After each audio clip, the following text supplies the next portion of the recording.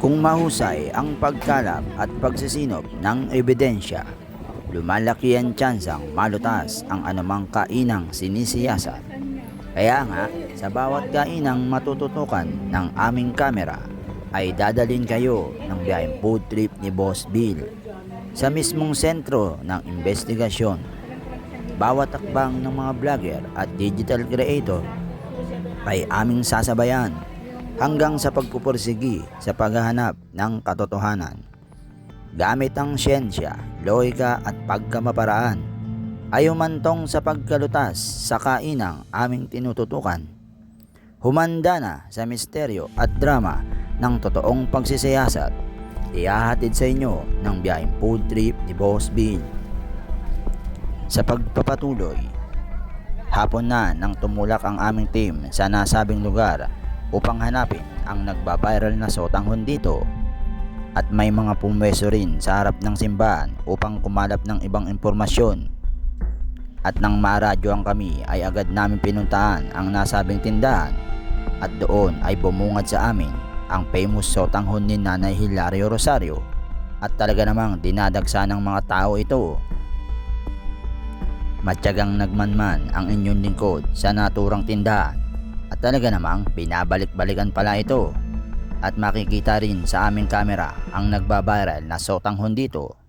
Kaya nagpasya na ang aming team na humanap ng aming pwesto, at pagpasok namin sa loob ay bumungad sa amin ang napakaraming tao. Kaya nang makahanap na ang aming team ng aming mauupuan ay agad kaming umorder ng sotanghon. Ano nga ba ang sikreto ng sotanghon ni Nanay Hilario? Tutukan ang susunod pang tagpo sa aming pagtikim sa famous sotanghon dito sa Quiapo. So yun mga boss, no? Tikiman time na po. So ito na yung in-order naming sotanghon with egg. 60 pesos po ito mga boss. Tapos meron din sila ditong 80 pesos sotanghon overload. Saka meron din po sila ditong palamig pagka gusto ninyo. So yun mga boss, no? Pagtikim ko yung sotanghon, grabe. Napakasarap pala na ito mga boss. Tapos kapag nilagyan mo siya ng chili sauce nila dito, yung pangmalakasang chili sauce nila, grabe, talagang napakasarap. Talagang guguhit sa'yo kasi mainit yung sabaw tapos maanghang. Ang sarap. Talagang napakasarap pala na ito. Kaya pala hindi mapagkakaila mga boss, binabalik-balikan ito ng mga tao dito. Saka talagang nagtsatsaga silang maghintay dito kahit na maraming kumakain. So tatayo ka lang, maghihintay ka nang aalis. Ayun mga boss, para sa akin talagang grabe, napakasarap pala na itong sotanghon ni Nanay Hilario. Kaya talagang dinadagsa ito ng mga tao dito. So sa mga gusto pong tikman yung sotanghon ni Nanay Hilario, dito lang po yan matatagpuan sa Quiapo, Manila.